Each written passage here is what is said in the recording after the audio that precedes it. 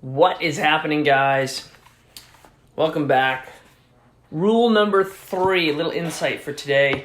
Now that we're kind of in the thick of things with staying at home. Rule number 3, frequency matters more than almost anything.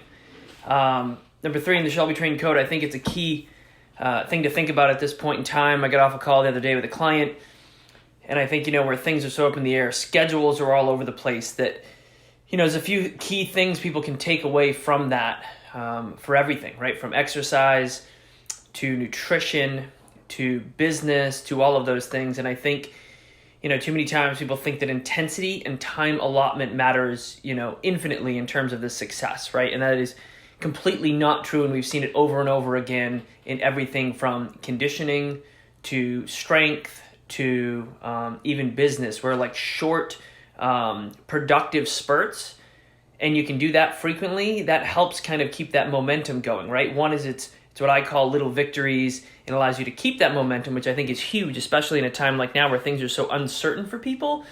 That's the same thing in exercise. So the point of the conversation the other day was, look, I think you're much better off trying to do 10 minutes of exercise or activity in general 6 days a week, 7 days a week than you are 2 30-minute blocks.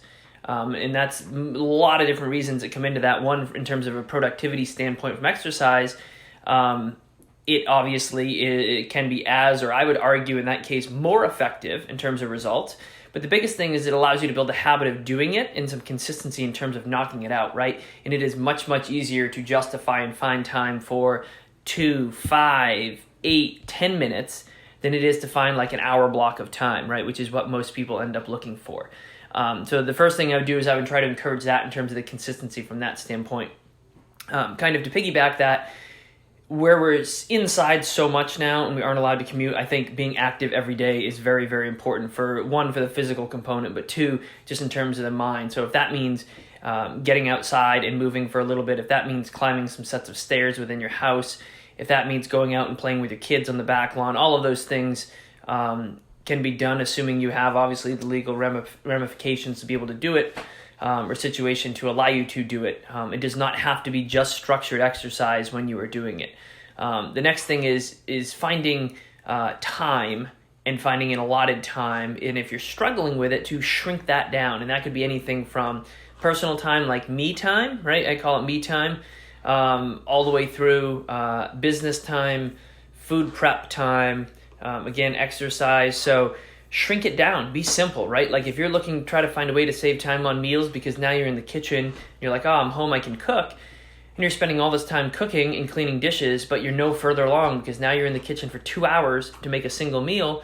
That's also not moving you along, right? So spend the time and think about it. If that means prepping multiple vegetables at once or multiple meats, one of my favorite tips with that is to actually make things and then package them separately so you can use them for different meals. So in other words, if you cook rice, put rice in its own dish. If you cook ground beef, put ground beef in its own dish. If you saute onions and peppers, put them in their own dish.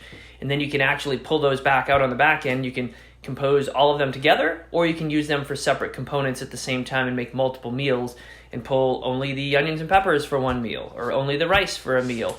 And you can utilize multiple things, and it saves you 1, prep time, and 2, the biggest thing is it saves you cleanup time, right? Which is an absolute nightmare with things like dishes, which I absolutely despise.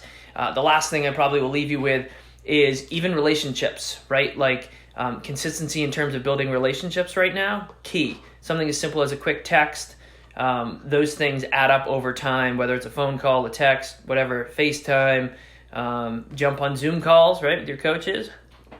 Anything like that, those are good things to try to keep things going, and it doesn't have to be a 4-hour discussion about how do we solve, this whole virus situation or cure world hunger. It can be something as simple as jumping on, keeping things going, and that can go a very, very long way in terms of moving you up the road. So be consistent with that stuff. Frequency matters more than intensity. Short little bursts will help you succeed. Take care.